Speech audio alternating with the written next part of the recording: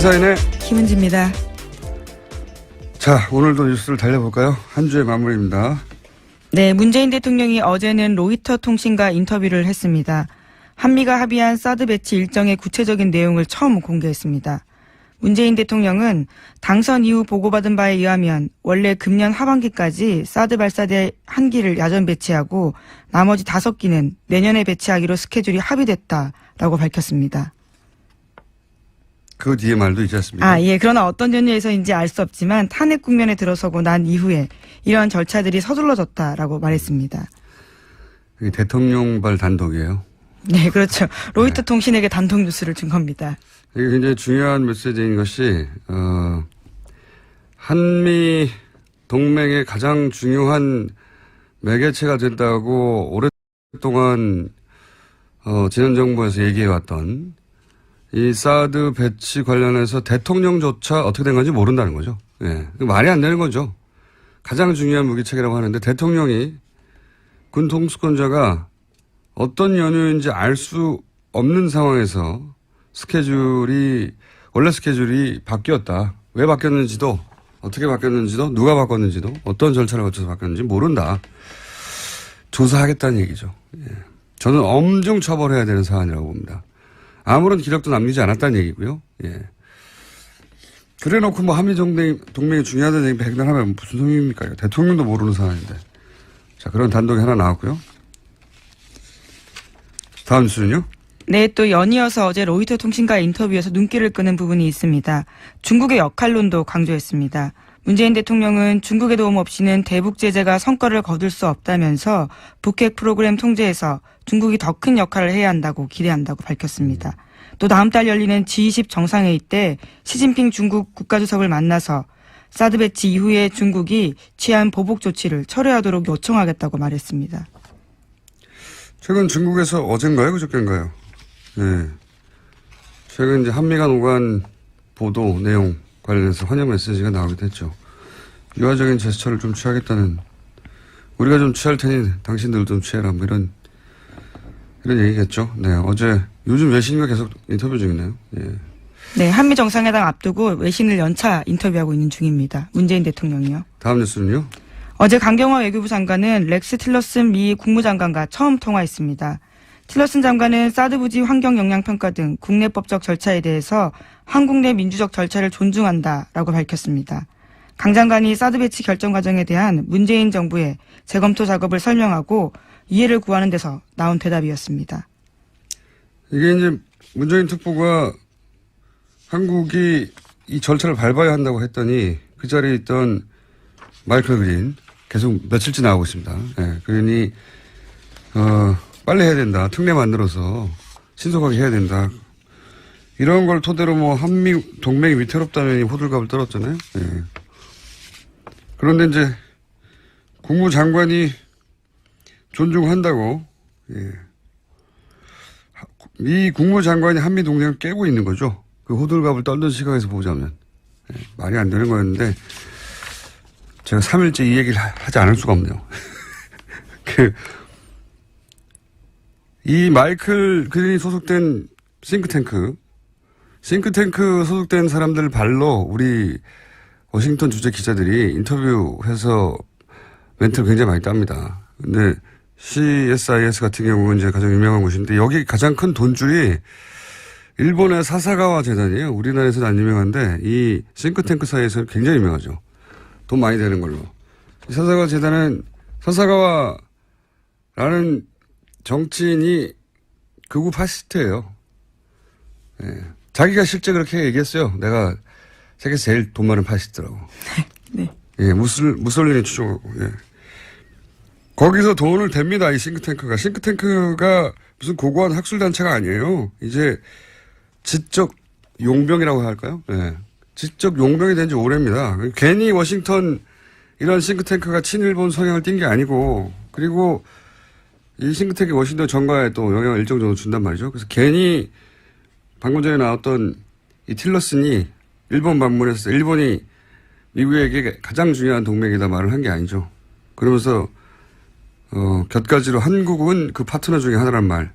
괜히 나온 말이 아니에요. 예. 우리나라에서 우리 보수가 우리끼리 그냥 우리나라에 앉아서 한미동맹 가장 중요하다. 이런 말 하고 있는 건 정말 웃긴 얘기입니다, 사실. 그 현장에서는 이런 포럼에서는 혹은 싱크탱크는 일본의 영향력 아래에 들어간 지 오래됐어요. 예. 사사가와 재단 한번 찾아보세요. 그런 일본 영향력에 바이어스 걸린 사람들 멘트를 따서 문재인 정부가 한미동맹을 위태롭다라고 하는 거는 웃긴 이야기입니다. 왜냐하면 이런 포럼에 가면 한국 관련 나오면 일본 시각이 고스란히 그 주류 시각처럼 전해져요. 그 일본 시각 예를 들어서 한국은 미국보다 중국에 더 가까워지고 있고 최근에. 그래서 미국이 덜 중요하고 이런 얘기가 나옵니다. 다음에 자세히 한번 다루죠. 예. 다음 순요. 네, 한미가 연합군사훈련을 중단하면 북한도 핵과 미사일 실험을 중단할 수 있다고 계영춘 인도 주재 북한 대사가 밝혔습니다. 인도. 예. 개 대사는 리수용 외무상 측근으로 알려진 인사입니다. 또 한미 정상회담을 일주일 앞둔 시점에 나온 발언이어서 주목됩니다. 이게 이제 문정인 특보 발언, 미국 발언, 북한 발언이 한 궤를 이루고 있어요. 그러니까 한미, 북미 채널이 돌아가고 있다는 뜻이고 문재인 특보 발언은 사실은 이렇게 지나고 보면 아무런 문제가 없는 발언이었어요. 예. 아무런 문제가 없는. 그래서 박지원 국민의당 전 대표가 시기와 내용도 문제가 없다라는 식의 이야기를 했었죠. 이런 뉴스를 보고 종합한 거죠. 네. 그러니까 그 호들갑은 무지했거나 의도적이었거나 둘 중에 하나입니다. 다음 뉴스는요. 문재인 대통령은 올해 하반기 공무원과 공공기관의 블라인드 채용제 실시 의지 밝혔습니다. 특별한 경우가 아니면 이력서에 학벌이나 출신지, 신체 조건 같은 차별적 요소를 기재하지 않도록 하겠다고 밝혔습니다. 이거 원래 10년 전부터 그렇게 하기로 돼 있었는데 그동안 안 한 거죠. 거꾸로 우리 보수가 그렇게 따르고 싶어하는 미국에서 사진, 신체 정보 요구하면 소송당해요. 심지어 우리 이력서에는 부모, 직업, 예. 학력까지 쓰라고 되어 있는 경우가 많습니다. 소송당할 내용들입니다. 이게 표준이 돼 있죠. 10년 전에 하자고 했는데 공기관도 안 따르고 있죠. 그래서 공기관부터 공무원부터 하겠다는 거고요. 다음 뉴스는요. 여야 간의 국회 정상화 논의했습니다. 하지만 합의점 찾지 못했습니다. 추경 정부조직법 심사가 밀리게 됐습니다. 다만 인사청문회는 열리게 되는데요. 어제 더불어민주당 우원식 원내대표가 이와 같은 소식을 전하다가 눈물을 흘렸습니다. 우 원내대표는 자유한국당이 정권교체를 인정하지 못하고 있다. 대선 불복이다. 국민의당도 섭섭하다. 이렇게 밝혔습니다. 이 이야기는 저희가 3부에서 우원식 원내대표를 직접 연결해서 어떤 의미인지 들어보겠습니다. 자, 오늘 게스트가 많거든요. 다음 뉴스는요. 네, 정유라 씨나 최순실 씨 소유로 된 독일 재산이 없다고 TV조선이 보도했습니다. 현금화해서 모두 썼거나 다른 사람 명의로 바꿨다라는 건데요. 검찰은 정 씨가 소진한 돈이 삼성에서 받은 돈 등 불법으로 세탁한 돈일 가능성이 높다고 판단하고 있습니다. 그렇기 때문에 찾기 어렵다라는 고충도 토로하고 있습니다. 이게 저는 영장 기각이 계속해서 대단히 아쉬운 것이 그리고 문제가 있다고 생각하는 것이 예를 들어서 비싼 말과 함께 계속 이동했거든요. 엄청 돈이 나갔겠죠. 예. 그러면서도 몰래 그 주택을 구해서 숨어 다녔잖아요. 예. 돈도 계속 쓰고 그리고 변호사비는요. 현지에서 그 기간이면 억대로 썼을 거예요. 1억 2억 수준이 아니라. 네, 실제로 10억 이상 썼다라고 추산된다고 합니다. 그리고 현재 정유라 씨 명의로 된 재산이 아무것도 없고 그랬다는 얘기는 돈을 현금으로 다 바꿨거나 다른 사람 명의로 바꿨거나 이런 거잖아요. 그러니까 눈앞에서 재산 은닉을 하고 있는데 그래서 사실은 정유라 씨를 구속해서 수사할 충분한 시급한 사안들이 있는데 이건 페이퍼상의 정말 논리라고 봅니다. 재청구해야 된다고 보는데 과연 재청구해서 될지 모르겠어요. 지금 같은 상황에서는. 그 속에 이유가 있다고 저는 개인적으로 생각하는데. 자, 다음 뉴스는요. 정유라 씨가 해외 도피 중에 지인들한테 쓴 편지 내용 또 나왔습니다. 이번에는 최순실 씨 비서 안모 씨에게 쓴 편지 내용입니다. 법률 용어를 동원해서 변론 대책까지 지시했는데요. 특검이 편파 수사를 한다는 주장을 해야 한다. 특검 목적은 박근혜 대통령 탄핵임을 밝혀서 수사가 무죄 추정 원칙을 벗어난 것이라고 해야 한다. 라는 내용 등이 쓰여 있다고 합니다. 그러니까 어리숙한 연기했는데 아니었어요. 예, 지금 대응하는 걸로 봐도 그렇고. 다시 한번 구속 수사의 필요성이 있다. 저는 생각합니다. 자, 다음 뉴스는요. 네, 어제도 박근혜 전 대통령과 최순실 씨의 뇌물재판 열렸습니다. 관련해서 최순실 씨가 재판을 받던 중에 변호인의 휴대전화를 작동하다가 들켰습니다. 검찰이 강하게 문제제기하면서 재판장도 최 씨에게 경고했습니다. 변호인의 전화로 외부와 메시지를 하고 있다는 의혹인 거죠? 네, 이번만이 처음이 아니고요. 지난번에도 있었다라고 검찰이 문제제기했습니다. 재판정에서도 이러고 있으니까요. 재판정이 아닌 곳에서는 항상 해왔다는 합리적 의심을 가질만 하죠. 자, 다음 수는요. 최태원 SK그룹 회장이 박근혜 전 대통령 재판에 증인으로 어제 참석했습니다. 대통령과의 독대 당시에 최 회장은 동생의 가석방을 언급했고 박근혜 전 대통령은 SK의 출연 금액을 직접 확인했다고 진술했습니다. 대통령이 직접 돈 얘기하기 쉽지 않은데 얼마 내느냐고 물어봤다는 거 아닙니까? 네, 안종범 전 수석 불러서 직접 금액 확인하고 감사한다라는 이야기까지 했다고 합니다. 관련 조사 나올 때마다 웃음이 나와요. 네. 최태원 회장이 직접 진술한 부분입니다. 그러니까 독대니까 둘밖에 모르는 얘기인데 그동안 안종범 실록에 의해서만 간접적으로 전해지다가 당사자가 나와서 돈 얼마 내냐고 물어봤다. 예. 재밌는 뉴스입니다. 네. 그래놓고 자기는 전혀 국가를 위해서 한 일이고, 돈이 어떻게 오가는지는 몰랐고, 요구한 적도 없다고. 다음 수는요? 네, BBK 사건의 김정균 씨가 자신의 트위터에 쓴 글이 눈길을 끌고 있습니다. 어제 올린 글인데요. 2007년 대선 직전 박근혜 전 대통령의 변호인인 유영하 변호사가 자신에게 기획 입국을 제안했다고 주장했습니다. 이런 김 씨의 주장에 대해서 유영하 변호사는 트위터 내용을 보지 못했다면서 상식적으로 판단해보라고 말했다고 하고요. 검찰은 공식 입장을 내고 김 씨의 주장은 과거 수사와 판결을 통해서 허위로 판명된 내용이라고 반박했습니다. 이게 무슨 진실 공방처럼 보도가 됐는데 새로운 게 아니에요. 이미 진작에 이혜원 의원이 마침 그러고 보니까 이혜원 의원 인터뷰도 하네요. 당대표 후보로. 주장해 왔던 거예요. 예. 당사자가 김경준 씨가 자기를 보러 온 사람이 누구라고 말한 거 아닙니까? 당사자가. 그렇죠. 2007년 당시에. 예. 이혜원 의원도 진작부터 주장을 했었고요.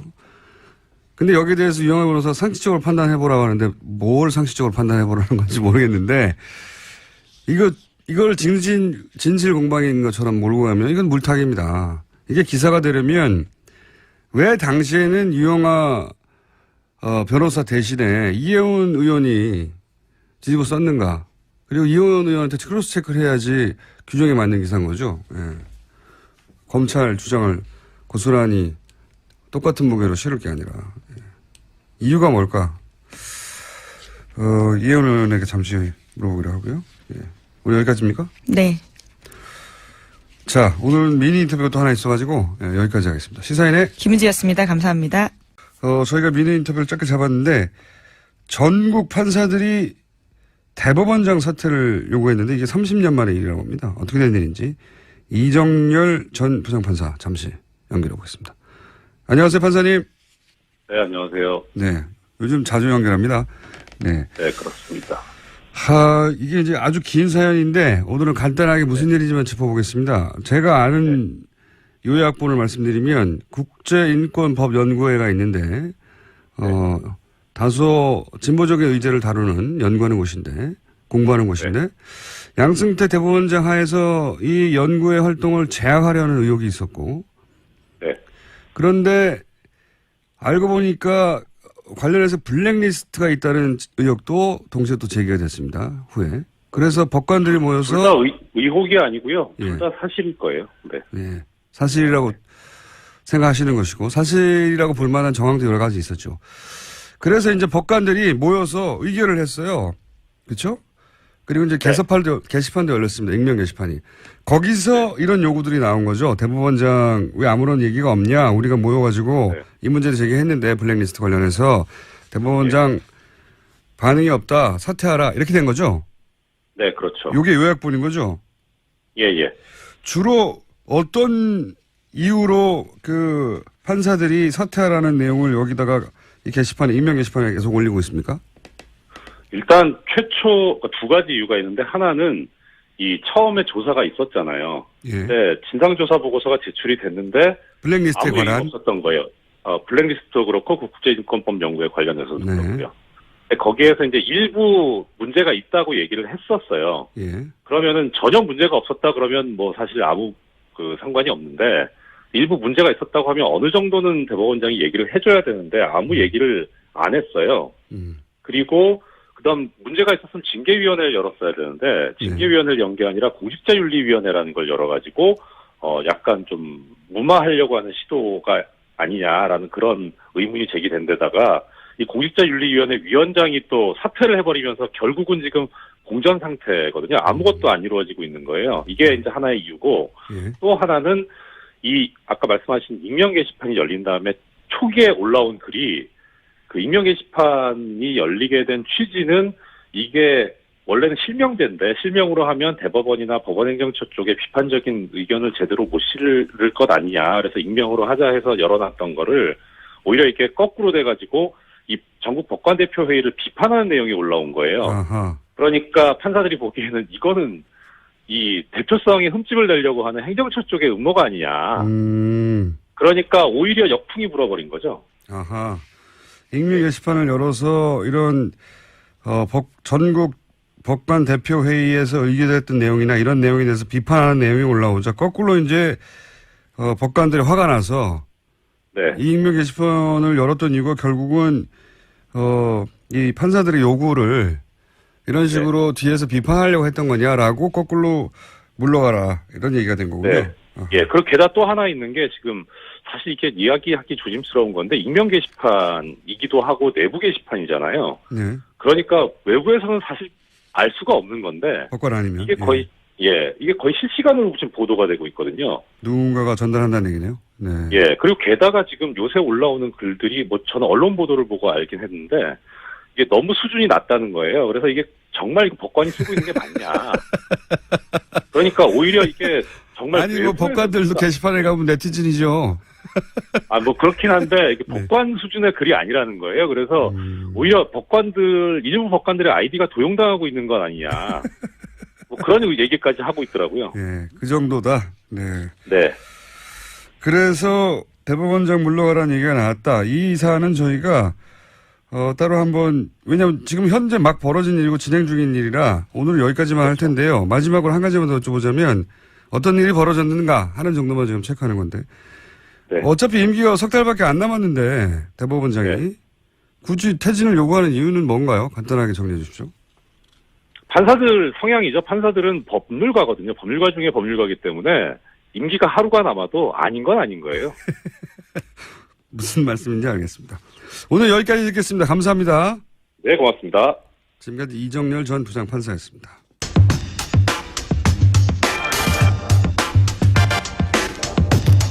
자유한국당 당대표 경선이 홍준표 후보가 TV토론을 거부하면서 그 갈등이 격화되고 있는데요. 자유한국당 대표 경선에 신상진 후보 전화 연결되어 있습니다. 안녕하세요, 의원님. 네, 반갑습니다. 안녕하세요. 네. 우선 간단한 출마의 변부터 왜 본인이 당대표가 되어야 하는지 말씀 주십시오. 예, 저희 지금 자유한국당이 지난 탄핵 사태 또 대선 참패 겪으면서 아주 지금 괴멸의 위기까지 지금 와 있습니다. 그래서 국민들로부터 이게 등을 돌렸고 국민들께서 그리고 이것이 이제 쓰러지는 우리 한국당을 좀 건전한 보수로 이기 위해 정말 리모델링하고 다시 세워야 되겠다는 그런 그 취지에서 제가 출마를 했습니다. 그동안 우리 보수 우리 한국당이 과거 지도부의 인물로는 우리 시대 변화에 또 민심에 따라서 당을 바로 세우기가 힘들다 이런 판단에서 제가 감히 나섰습니다. 예, 그리고 저는 성남시 중원구 지역구인데요. 저희 지역구에 아주 서민들이 많이 사시는 동네인데 저같이 이제 그런 동네에서 4선까지 하고 또 우리 당이 어려울 때 그냥 책임 없이 가만히 있는 것보단 이 국민의 눈높이에 맞는 정치를 우리 자유한국당이 제대로 수용하고 제대로 맞춰서 잘 좀 우리 보수의 정말 이 건전화 이렇게 바로 세우고자 제가 이렇게 출마하게 됐습니다. 알겠습니다. 사선이시긴 한데, 이제 대선 후보였던 홍준표 전 지사나 당 지도부를 역임했던 원유철 의원에 비해서 이제 상대적으로 지명도가 낮은 건 사실인데요. 먼저, 지명도가 훨씬 높은 홍준표 후보는 왜 대표가 되면 안 되는 겁니까? 그분은 어떻게 보면 지난 2011년도에도 당대표를 하다가, 네. 7개월 만에 이제 하차를 했습니다. 당시에 그 디도스 사건 처리 네네. 과정에 이제 당 지도부 또 최고위원들하고 뜻이 안 맞아서 최고위원들이 물러나면서 당 지도부가 이제 와해가 됐죠. 네.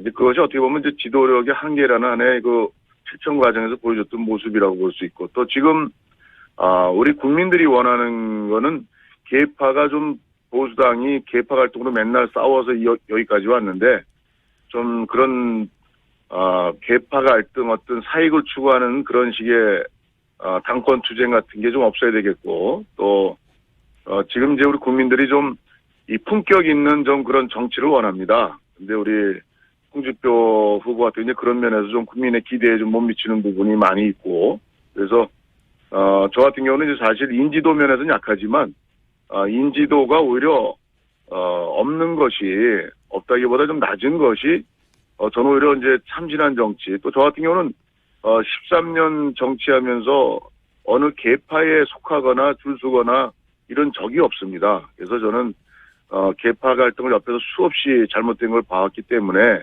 또 원유철 후보도 훌륭하긴 하지만 또 원내 대표로서 지난 자유한국당이 아주 참패한 그 또 눈꼴 사나운 모습을 보여줬던 지난 총선이요. 총선 과정에 그때 원내대표였었죠.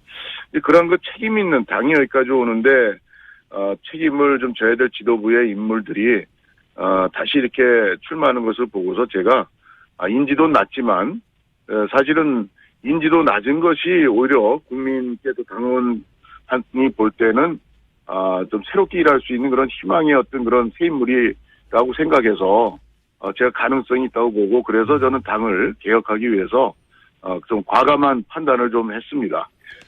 제가 물론 뭐 그때 비밀투표였긴 합니다만 네. 대충 추정하기로는 언론에서 탄핵에는 찬성하신 것으로 알려졌는데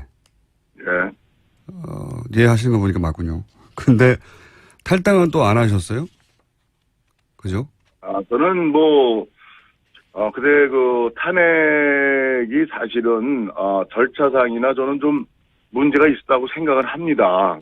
이게 어떤 죄목이나 이런 탄핵 사유가 사실 언론에서 많이 언급이 됐지만 그것이 사실은 이제 그 어느 정도가 진실이고 어느 정도가 사실이 아닌지에 대한 명백한 특검에서 그것이 조사가 충분히 조사 들어가기도 전이었죠. 12월 9일이. 그래서 저는 탄핵 자체의 절차상의 문제를 느꼈음에도 불구하고 이것이 당시의 그 사태가 대단히 그 국정이 나라가 아주 대단히 혼란과 위기를 거듭하고 또 박근혜 전 대통령이 당시에 4월 하야설 그리고 또 조기 대선 언급을 당내 지도부에게 공개적으로 한 건 아닙니다만은 그렇게 해서 우리가 당론을까지 했는데 사실은 그렇게까지 사태가 이좀 차분히 이게 전개되는 상황이 아니고 오히려 국가가 더 굉장히 혼란과 위기를 거듭할 수 있는 이런 상황이기 때문에 오히려 헌법재판소의 오히려 판결을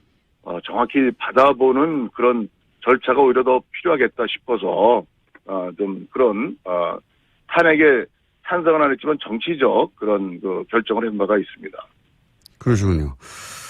탈당 문제는 네. 저는 그렇습니다. 이제 당 안에서 쭉 저 같은 경우는 어떻게 보면 친박도 전혀 아니고 권력 주변에 가본 적도 없고 어떻게 보면 의정 활동 또 국회직 활동 지역구 활동 열심히 했던 의원인데 근데 그 당에 어쨌든 공천받고 국회의원을 하고 있고 어쨌든 공동 연대 책임이 있는 입장에서 근데 탈당한다는 거는 뭔가 집에 불이 났는데 불 끌 생각 안 하고 또 책임지는 그런 자세에서 이 좀 나가서 어떤 해결하는 당시에 또 반기문 또 유엔 전 사무총장의 대선 후보로였던 옹립 이런 문제들이 정치적 계산이 깔려 있어가지고 그게 탈당한 그런 계산적 탈당에 대해서 저는 좀 찬성을 안 했고 무너져도 같이 우리 책임지고 좀 뭐 당시 이제 새누리당에 그대로 몸을 담고 잘못된 거 있으면 최대한 고쳐야 되는 그런 방향을 가지고 탈당을 당시 안 했습니다. 탈당이 전부라고 생각하지 않았습니다. 알겠습니다.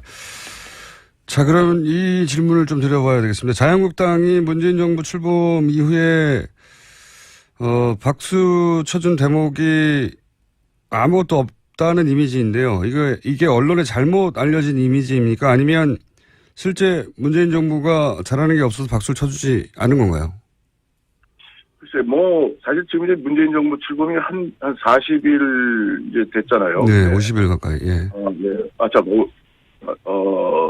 10일이니까, 아니죠. 40일이군요. 예. 네, 40일 됐는데, 사실 바로 이제 인사 문제가 있지 않습니까? 네네. 이건 어떻게 보면, 박수를 치고 싶어도 칠 틈이 없었던 것 같아요. 알겠습니다. 바로 이제 총리 임명 문제서부터 해서, 그 인사 문제가 이제 또 이슈가 되고, 이게 참 어떻게 보면, 과거에는 새 정권 들어서면 서로 그냥 대선 때 싸우고 온갖 걸 했어도 그래도 몇 달은 조금 가는데, 네. 이렇게 이제 새 정부가 일단 어쨌든 선출이 됐으면, 일할 수 있는 좀 그런 힘은 얻어야 될 거 아니에요? 잘못됐든 잘했든. 근데 네. 좀 굉장히 이제 첫 인사부터 이렇게 보이니까, 저로서도 야당이지만, 대단히 좀 안타깝고, 또 저는 한편, 저도 옛날에, 청년 때 야학교사, 노동운동, 학생운동, 감옥도 가고, 다 겪었습니다만은, 어떻게 주변에 그렇게 사람이 없나, 적폐청산하고, 박근혜 MB 정부의 그 역대 또 인사 문제에 대해서, 그렇게 이제 아주 보수 정권의 아주 썩은 부분이다, 부패다, 이렇게까지, 또 당시 야당에서, 민주당에서 공격을 했는데, 민주당도 이렇게 사람이 없는가 그렇다면, 이건 어떻게 보면, 당대당의 문제를 넘어서 우리 대한민국이, 정말 이 공직자 또 위에 높은 소위, 그런 위에서 일하는 사람들의 이 도덕성이 살아온 어떤 모습이 이 보통 문제가 있지 않다 이런 데 대해서 네. 국민들께서도 이런 차제에 그런 문제 있으시군요.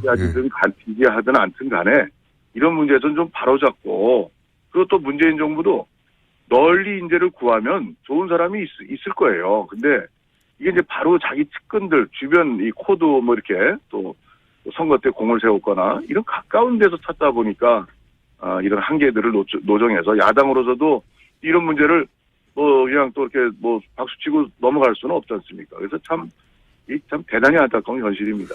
알겠습니다. 강경화 장관이 측근이거나 가까운 데 찾은 건 아닌 것 같긴 한데 그런 문제인식은 알겠고요. 예. 그러면 본인이 당대표가 되면 이 대외관계는 어떤 변화가 있을 예정입니까? 그래서 이건 일방으로 변화가 온다고 보기는 어렵고요.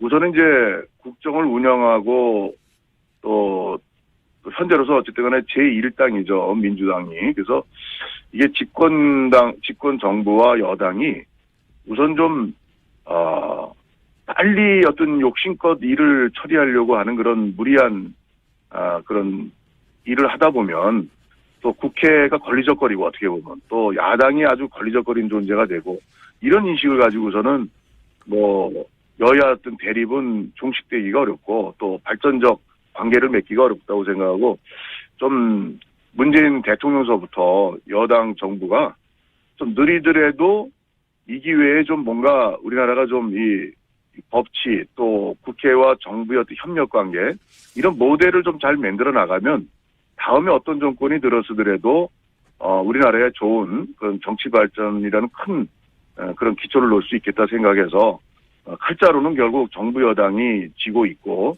또 그것이 합리적이고 또 야당이 아무리 때를 쓸래도 합리적이고 국민 지지를 받는다면 진정하게 그러면 야당을 이길 수가 있겠죠. 그렇지만 지금의 인사 문제라든가 또 이번에 추경도 사실은 불효불급한 거는 우리 야당이 반대한다면 국민들한테 돌팔매 맞죠. 그렇지만 공무원 수를 대폭 늘린다든가 그게 사실 일자리 늘리는 그런 거로 볼 수는 없는 거죠. 그래서 좀 예를 들어서 공무원도 1,500명 이게 아니라 249명이 필요하다. 원래 공무원 증원은 대단히 그 철저하게 따져서 원래 하는 겁니다. 근데 이걸 그냥 뭐 일자리 해가지고 공시생들, 정말 그냥 이 지원만 왕창 늘려놓고서 거기에 희망, 가는데 그 희망 성취하는 취업이 공무원으로 되는 사람이 얼마나 있겠습니까? 그래서 좀 이런 정책들을 좀 합리적으로 좀 야당하고 좀 통과되고 또 함께 할 수 있는 걸 미리 예상해서 좀 거기에서 조금 더 나가든가 해야지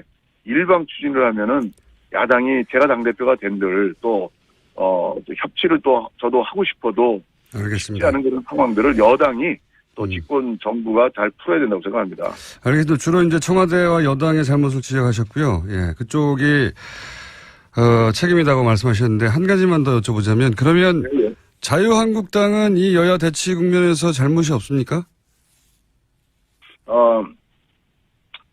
글쎄, 힘없는 또 약한, 소수의 또, 저 대선 참패로 상처 입은 많은 그런 이 후유증이 있는 당인데, 글쎄, 이것은 어떻게 보면, 힘 있는 정부와 여당이 또 새 정부가 좀 야당을 좀 같이 끌고 가는, 설득하고 이런 좀 부드러운 자세가 필요한데, 야당이 먼저 잘하자, 어떻게 하자 하고서 이런 인사 문제, 이런 난맥을, 지금 인사가 제일 중요하지 않습니까? 근데 이걸 그냥 연일 드러나는 이런 문제를 인사청문회라는 그런 국회의 절차 과정이 있는데, 여기에서는 또 모르게 또 그냥 위장전이 또 좋다 그러고 대충 넘어갔다가는 이건 또 글쎄 문재인 정부가 잘 되기를 소망하는 그런 또 국민들은 또 평가를 어떻게 할지 몰라도 또 우리 당을 또 지지하는 또 보수나 또 아니면 일반 국민의 상식에서 봐서는 또 야당이 또 그렇게 해서는 또 안 된다고 생각합니다. 그거 언제 고칩니까? 그런 거.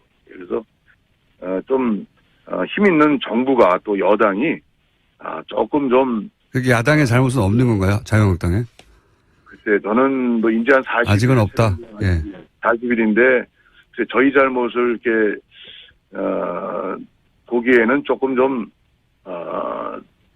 특별한 게 좀 없는 것 같습니다. 알겠습니다. 오늘 여기까지만 듣고요. 네. 경선이 막바지에 이르면 다시 한번 연결하겠습니다. 오늘 말씀 감사합니다. 예, 수고하세요. 감사합니다. 네, 지금까지 자유한국당 신상진 후보였습니다. 네, 안녕하세요. 네, 당대표 경선 때문에 고정 코너도 출연을 못하시는 역차별을 받고 계신데. 아유, 감사합니다. 그래도 이렇게 연결해 주셔서 고정 코너는 아니더라도. 네. 네.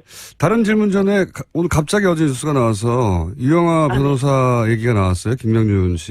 그래요? BBK. 예. BBK 김명준 씨가 전당대 하느라고 그 뉴스는 못 봤는데 무슨 일인가요? 본인을 만나러 온 사람 기획 입국을 제안한 사람은 유영아 변호사다라고 얘기를 했거든요. 김경준 씨가 그렇게 얘기를 했대요? 네네.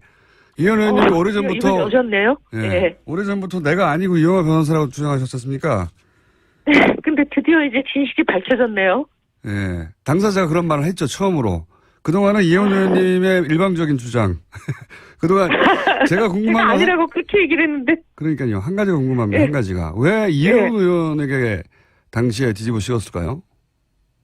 제가 그때 좀 말씀드렸지만 친박들이 절 공천 안 주려고 한 그런 국면이었었잖아요. 그때 타이밍이. 예.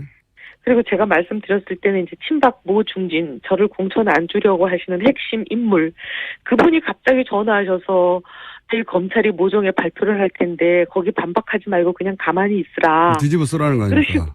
그리고 그 다음날 검찰이 발표한 게 감옥에 김경준을 김경준을 이혜훈이 접촉했다. 예. 나는 그런 발표를 했었거든요. 제가 아니라고 나는 접촉한 적도 없고 나는 감옥에 간 적도 없고 난 미국에 간 적도 없고 나는 만날 수도 없고 김경준을 변호사도 아니기 때문에 알겠습니다. 아무리 아니라고 하더라도 그때 그게 안 먹혔잖아요. 네. 당사자가 이제 오늘 드디어 이혜원 의원님 말씀처럼 본인을 만나러 온 사람이 유영아 변호사라고 얘기를 했어요. 네. 이 얘기는 참 기가 막히네요. 네, 당대표가 대심에 출연하셔서 다시 한번 얘기하게 하고요. 네. 아유 정말 이제 속 시원합니다. 네. 진실은 진짜 언젠간 드러나네요. 자, 오늘까지의 전국을 돌면서 한 누적으로 현재 1위세요. 아유 감사합니다. 근데 아직 선거의 한 4분의 1도 진행이 안 된 상태라. 수도권 안 했기 때문에 그죠? 네. 네. 그리고 또 저희는 당원도 많고 당원들 투표율이 높은 곳이 TK거든요. 예. TK가 아직 투표를 진행하고 있고 이게 끝나지 않았기 때문에 그렇군요. 전혀 뭐 판세를 짐작하기는 좀 어려운 상황입니다. 현재 판세로는 지금까지의 판세만으로는 1, 2를 이혜원 후보, 하태경 후보가 네. 큰 차이 없이 박빙으로 다투고 있다. 이 정도인데요. 하태경 후보 저 인터뷰했더니 본인이 1등 할 거라고 예, 본인은 본인과의 싸움이라고 하던데 하태경 의원은 당대표 하면 안 됩니까? 저는 뭐 하태경 후보 잘하지만 저는 이 국면에서 이제 하태경 후보가 잘할 수 있는 국면이 있고 또 저 같은 사람이 필요한 국면이 있고 이게 다 타이밍이 좀 다르지 않나 생각합니다. 근데 지금은 강온 양면 전략이 동시구사가 돼야 되는 국면이라고 생각해서 저 같은 사람이 더 필요한 국면이다 이렇게 감히 말씀을 드리겠습니다. 하태경 의원은 왜 강온을 못하는 거죠? 하태경 의원님은 좀 강한 면이 많으시죠. 강강으로 나갈 공산이 큽니까? 예. 근데 이제 밖으로는 대여 강경 투쟁을 해야 되잖아요. 선명하게. 아무래도 야당이다 보니까 예. 그런 면도 있고 그다음에 또 보수 안에서도 경쟁이 있잖아요. 진짜 보수, 가짜 보수, 주도권 예. 경쟁이 있으니까 강력한 리더십이 필요하긴 한데 동시에 저희가 좀 작은 정당이다 보니까 여기서 한 분이라도 놓치면 또 흐트러질까 봐 다들 걱정이 많으세요. 근데 이렇게 똘똘 뭉쳐서 하나로 가려면 화합이 필요하잖아요. 이 또 화합은 어머니 리더십 포용하고 끌어안고 이렇게 다독이고 하는 이런 것도 필요하거든요. 그래서 저는 감히 강온 동시구사가 되는 거는 제가 아니냐 이렇게 그냥 당원들께 말씀드리고 있습니다. 하태경 의원님 훌륭하죠. 정운천 의원은 그러면요. 뭐가 문제입니까? 당대표 하는데. 문제가 있는 건 아니고요. 문제가 없으면 정운천 대표 다 훌륭한데, 예. 다 훌륭하죠. 정운천 의원님, 김영우 의원님 다 훌륭하죠. 근데 이 국면에서는 제가 그분들보다 좀 필요한 국면이다. 그냥 그렇게 말씀드리는 거죠. 김영우 후보는 저희와 인터뷰를 거절하셨어. 네 분 중에 유일하게. 인터뷰를 못했는데. 거절하셨어요? 네. 유일하게 거절하셨어요. 격가지 질문인데 김영우 후보 말씀하셨어요. 네. 김영우 후보가 의원님, 이혜원 의원님 뉴스공장 출연을 토론회 때 지적하셨다고요?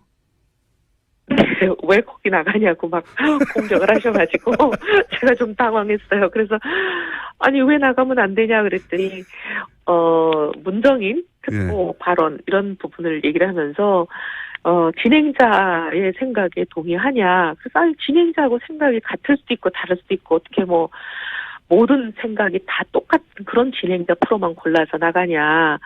진행자하고 생각이 다르다고 그 프로 나가면 안 되냐. 제가 그렇게 말씀드렸어요. 네. 당대표 토론에서 뉴스공장이 거론이 됐습니다. 참. 네.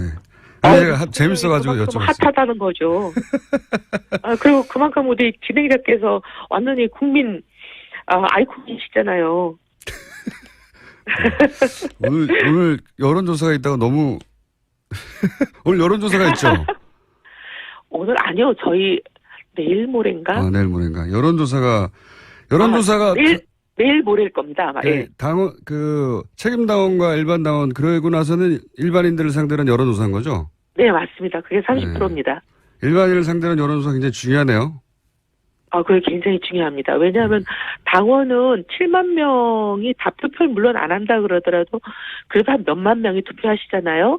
그 몇만 명이 투표한 게 70%가 되는 거거든요. 근데 일반인 여론조사는 주로 여론조사 회사들이 1000명 하잖아요. 네. 1000명의 값이 30%가 되는 거니까 그렇죠. 한 명 한 명의 가치가 굉장히 크죠. 그렇군요. 네.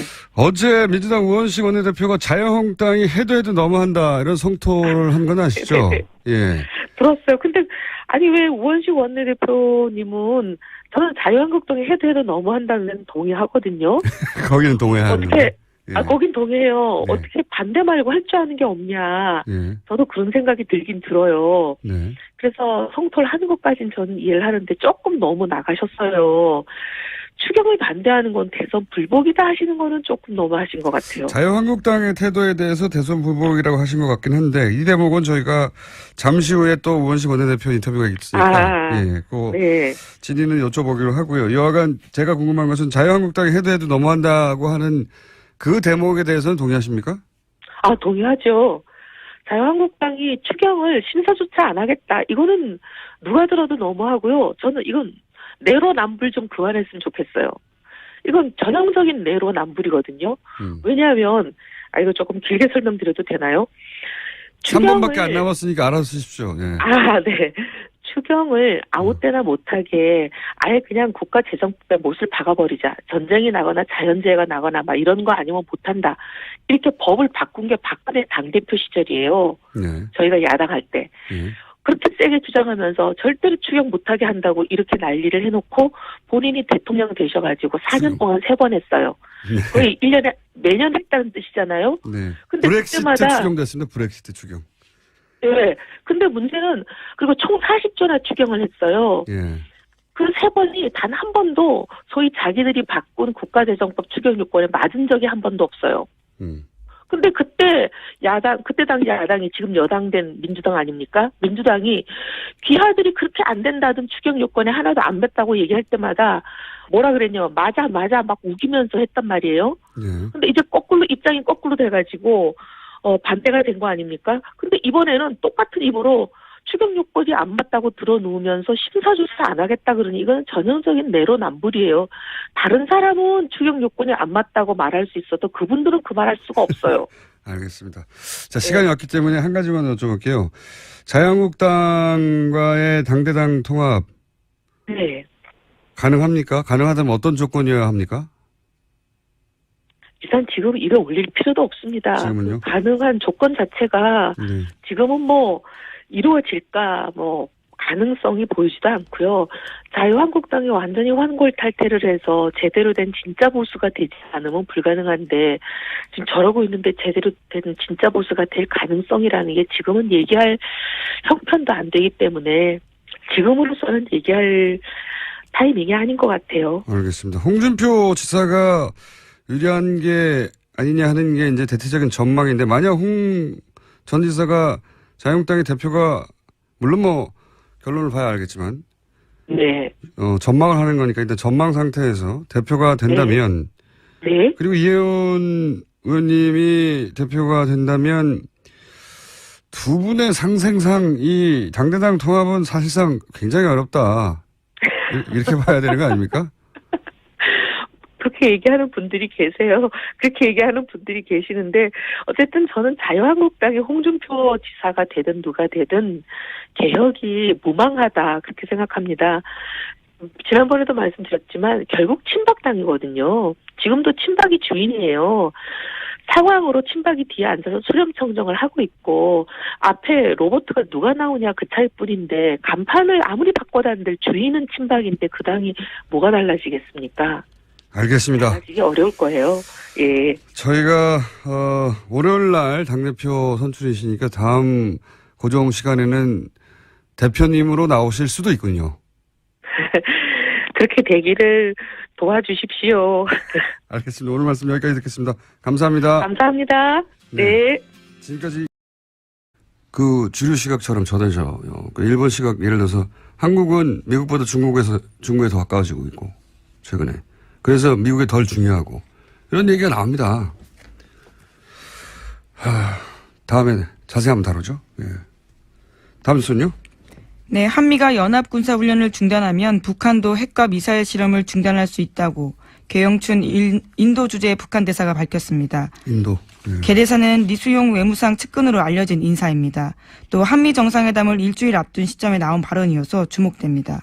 이게 이제 문정인 특보 발언, 미국 발언, 북한 발언이 한 궤를 이루고 있어요. 그러니까 한미, 북미 채널이 돌아가고 있다는 뜻이고 문재인 특보 발언은 사실은 이렇게 지나고 보면 아무런 문제가 없는 발언이었어요. 예. 아무런 문제가 없는. 그래서 박지원 국민의당 전 대표가 시기와 내용도 문제가 없다라는 식의 이야기를 했었죠. 이런 뉴스를 보고 종합한 거죠. 네. 그러니까 그 호들갑은 무지했거나 의도적이었거나 둘 중에 하나입니다. 다음 뉴스는요. 문재인 대통령은 올해 하반기 공무원과 공공기관의 블라인드 채용제 실시 의지 밝혔습니다. 특별한 경우가 아니면 이력서에 학벌이나 출신지, 신체 조건 같은 차별적 요소를 기재하지 않도록 하겠다고 밝혔습니다. 이거 원래 10년 전부터 그렇게 하기로 돼 있었는데 그동안 안 한 거죠. 거꾸로 우리 보수가 그렇게 따르고 싶어하는 미국에서 사진, 신체 정보 요구하면 소송당해요. 심지어 우리 이력서에는 부모 직업, 예. 학력까지 쓰라고 되어 있는 경우가 많습니다. 소송당할 내용들입니다. 이게 표준이 돼 있죠. 10년 전에 하자고 했는데 예. 공기관도 안 따르고 있죠. 그래서 공기관부터 공무원부터 하겠다는 거고요. 다음 뉴스는요. 여야 간의 국회 정상화 논의했습니다. 하지만 합의점 찾지 못했습니다. 추경 정부조직법 심사가 밀리게 됐습니다. 다만 인사청문회는 열리게 되는데요. 어제 더불어민주당 우원식 원내대표가 이와 같은 소식을 전하다가 눈물을 흘렸습니다. 우 원내대표는 자유한국당이 정권교체를 인정하지 못하고 있다. 대선 불복이다. 국민의당도 섭섭하다. 이렇게 밝혔습니다. 이 이야기는 저희가 3부에서 우원식 원내대표를 직접 연결해서 어떤 의미인지 들어보겠습니다. 자, 오늘 게스트가 많거든요. 다음 뉴스는요. 네, 정유라 씨나 최순실 씨 소유로 된 독일 재산이 없다고 TV조선이 보도했습니다.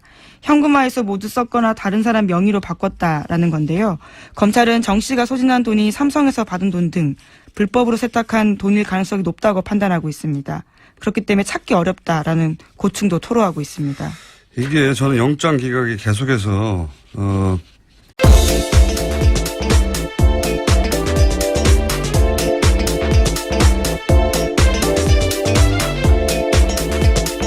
시사인의 김은지입니다. 자, 오늘도 뉴스를 달려볼까요? 한 주의 마무리입니다. 네, 문재인 대통령이 어제는 로이터 통신과 인터뷰를 했습니다. 한미가 합의한 사드 배치 일정의 구체적인 내용을 처음 공개했습니다. 문재인 대통령은 당선 이후 보고받은 바에 의하면 원래 금년 하반기까지 사드 발사대 1기를 야전 배치하고 나머지 5기는 내년에 배치하기로 스케줄이 합의됐다라고 밝혔습니다. 그 뒤에 말도 있지 않습니까? 예. 그러나 어떤 전례에서인지 알 수 없지만 탄핵 국면에 들어서고 난 이후에 이러한 절차들이 서둘러졌다라고 말했습니다.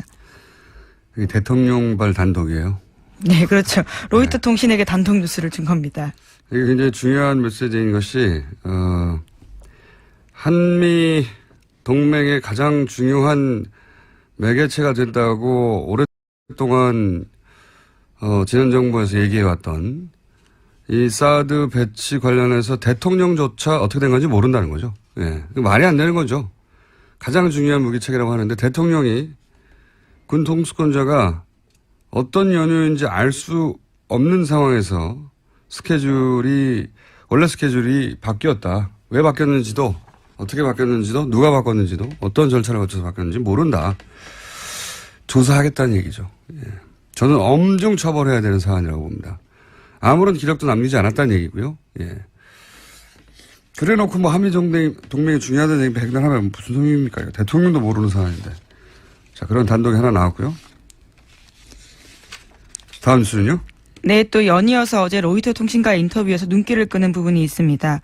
중국의 역할론도 강조했습니다. 문재인 대통령은 중국의 도움 없이는 대북 제재가 성과를 거둘 수 없다면서 북핵 프로그램 통제에서 중국이 더 큰 역할을 해야 한다고 기대한다고 밝혔습니다. 또 다음 달 열리는 G20 정상회의 때 시진핑 중국 국가주석을 만나서 사드 배치 이후에 중국이 취한 보복 조치를 철회하도록 요청하겠다고 말했습니다. 최근 중국에서 어젠가요? 그저께인가요? 네. 최근 이제 한미 간 오간 보도 내용 관련해서 환영 메시지가 나오기도 했죠. 유화적인 제스처를 좀 취하겠다는, 우리가 좀 취할 테니 당신들도 좀 취해라, 뭐 이런 얘기겠죠. 네. 어제, 요즘 외신과 계속 인터뷰 중이네요. 예. 네, 한미 정상회담 앞두고 외신을 연차 인터뷰하고 있는 중입니다. 문재인 대통령이요. 다음 뉴스는요? 어제 강경화 외교부 장관은 렉스 틸러슨 미 국무장관과 처음 통화했습니다. 틸러슨 장관은 사드 부지 환경 영향 평가 등 국내법적 절차에 대해서 한국 내 민주적 절차를 존중한다라고 밝혔습니다. 강 장관이 사드 배치 결정 과정에 대한 문재인 정부의 재검토 작업을 설명하고 이해를 구하는 데서 나온 대답이었습니다. 이게 이제 문재인 특보가 한국이 이 절차를 밟아야 한다고 했더니 그 자리에 있던 마이클 그린 계속 며칠째 나오고 있습니다. 예, 그러니 빨리 해야 된다. 특례 만들어서 신속하게 해야 된다. 이런 걸 토대로 뭐 한미 동맹이 위태롭다는 호들갑을 떨었잖아요. 예. 그런데 이제 국무장관이 존중한다고, 예. 미 국무장관이 한미 동맹을 깨고 있는 거죠. 그 호들갑을 떨던 시각에서 보자면. 말이 안 되는 거였는데 제가 3일째 이 얘기를 하지 않을 수가 없네요. 이 마이클 그린이 소속된 싱크탱크 소속된 사람들 발로 우리 워싱턴 주재 기자들이 인터뷰해서 멘트를 굉장히 많이 땁니다. 근데 CSIS 같은 경우는 이제 가장 유명한 곳인데 여기 가장 큰 돈줄이 일본의 사사가와 재단이에요. 우리나라에서는 안 유명한데 이 싱크탱크 사이에서는 굉장히 유명하죠. 돈 많이 되는 걸로. 사사가와 재단은 사사가와라는 정치인이 극우 파시스트예요. 예. 자기가 실제 그렇게 얘기했어요. 내가 세계에서 제일 돈 많은 파시스트라고. 네. 예, 무솔리니 추종하고. 예. 거기서 돈을 댑니다. 이 싱크탱크가. 싱크탱크가 무슨 고고한 학술단체가 아니에요. 이제 지적 용병이라고 할까요? 예. 지적 용병이 된 지 오래입니다. 괜히 워싱턴 이런 싱크탱크가 친일본 성향을 띈 게 아니고, 그리고 이 싱크탱크 워싱턴 정가에 또 영향을 일정 정도 준단 말이죠. 그래서 괜히 방금 전에 나왔던 이 틸러슨이 일본 방문해서 일본이 미국에게 가장 중요한 동맹이다 말을 한 게 아니죠. 그러면서 곁가지로 한국은 그 파트너 중에 하나란 말. 괜히 나온 말이 아니에요. 예. 우리나라에서 우리 보수가 우리끼리 그냥 우리나라에 앉아서 한미동맹 가장 중요하다. 이런 말 하고 있는 건 정말 웃긴 얘기입니다. 사실. 그 현장에서는 이런 포럼에서는 혹은 싱크탱크는 일본의 영향력 아래에 들어간 지 오래됐어요. 예. 사사가와 재단 한번 찾아보세요. 그런 일본 영향력에 바이어스 걸린 사람들 멘트를 따서 문재인 정부가 한미동맹을 위태롭다라고 하는 거는 웃긴 이야기입니다. 왜냐하면 이런 포럼에 가면 한국 관련 나오면 일본 시각이 고스란히서만 간접적으로 전해지다가 당사자가 나와서 돈 얼마나 있냐고 물어봤다. 예. 재밌는 뉴스입니다. 네. 그래놓고 자기는 전혀 국가를 위해서 한 일이고, 예. 돈이 어떻게 오가는지는 몰랐고, 요구한 적도 없다고. 다음 수는요? 네, BBK 사건의 김정균 씨가 자신의 트위터에 쓴 글이 눈길을 끌고 있습니다. 어제 올린 글인데요. 2007년 대선 직전 박근혜 전 대통령의 변호인인 유영하 변호사가 자신에게 기획 입국을 제안했다고 주장했습니다. 이런 김 씨의 주장에 대해서 유영하 변호사는 트위터 내용을 보지 못했다면서 상식적으로 판단해보라고 말했다고 하고요. 검찰은 공식 입장을 내고 김 씨의 주장은 과거 수사와 판결을 통해서 허위로 판명된 내용이라고 반박했습니다. 이게 무슨 진실 공방처럼 보도가 됐는데 새로운 게 아니에요. 이미 진작에 이혜원 의원이 마침 그러고 보니까 이혜원 의원 인터뷰도 하네요. 당대표 후보로. 주장해 왔던 거예요. 예. 당사자가 김경준 씨가 자기를 보러 온 사람이 누구라고 말한 거 아닙니까, 당사자가. 그렇죠. 2007년 당시에. 예, 이혜원 의원도 진작부터 주장을 했었고요. 근데 여기에 대해서 유영하 변호사 상식적으로 판단해보라고 하는데 뭘 상식적으로 판단해보라는 건지 모르겠는데 이걸 진실 공방인 것처럼 몰고 가면 이건 물타기입니다. 이게 기사가 되려면 왜 당시에는 유영하 변호사 대신에 이혜원 의원이 뒤집어 썼는가. 그리고 이혜원 의원한테 크로스 체크를 해야지 규정에 맞는 기사인 거죠. 예. 검찰 주장을 고스란히 똑같은 무게로 실을 게 아니라. 예. 이유가 뭘까? 이혜원 의원에게 잠시 물어보기로 하고요. 예. 오늘 여기까지입니까? 네. 자, 오늘은 미니 인터뷰가 또 하나 있어가지고 여기까지 하겠습니다. 시사인의 김은지였습니다. 감사합니다. 저희가 미니 인터뷰를 짧게 잡았는데 전국 판사들이 대법원장 사퇴를 요구했는데 이게 30년 만의 일이라고 합니다. 어떻게 된 일인지 이정열 전 부장판사 잠시 연결해 보겠습니다. 안녕하세요, 판사님. 네, 안녕하세요. 네, 요즘 자주 연결합니다. 네, 네, 그렇습니다. 이게 이제 아주 긴 사연인데 오늘은 간단하게 무슨 일인지만 짚어보겠습니다. 제가 아는 요약본을 말씀드리면 국제인권법연구회가 있는데 다소 진보적인 의제를 다루는 연구하는 곳인데 공부하는 곳인데 양승태 대법원장 하에서 이 연구회 활동을 제약하려는 의혹이 있었고 네. 그런데 알고 보니까 대단히 아쉬운 것이 그리고 문제가 있다고 생각하는 것이 예를 들어서 비싼 말과 함께 계속 이동했거든요. 엄청 돈이 나갔겠죠. 예. 그러면서도 몰래 그 주택을 구해서 숨어 다녔잖아요. 예. 돈도 계속 쓰고 그리고 변호사비는요. 현지에서 그 기간이면 억대로 썼을 거예요. 1억 2억 수준이 아니라. 네, 실제로 10억 이상 썼다라고 추산된다고 합니다.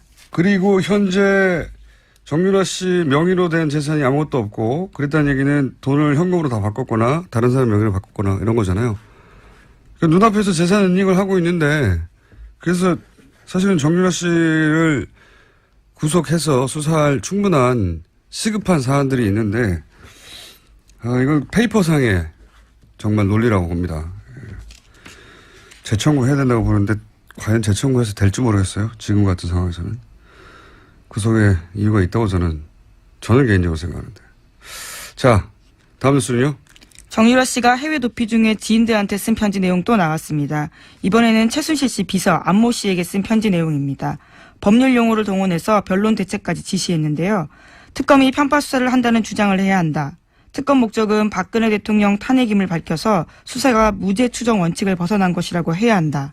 라는 내용 등이 쓰여 있다고 합니다. 그러니까 어릴숙한 연기했는데 아니었어요. 예, 지금 대응하는 걸로 봐도 그렇고 다시 한번 구속 수사의 필요성이 있다. 저는 생각합니다. 자, 다음 뉴스는요.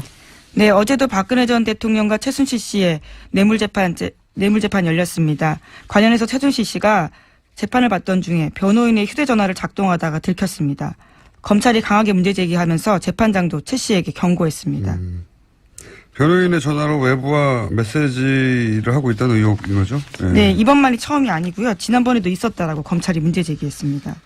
재판정에서도 이러고 있으니까요. 재판정이 아닌 곳에서는 항상 해왔다는 합리적 의심을 가질만 하죠. 자, 다음 뉴스는요.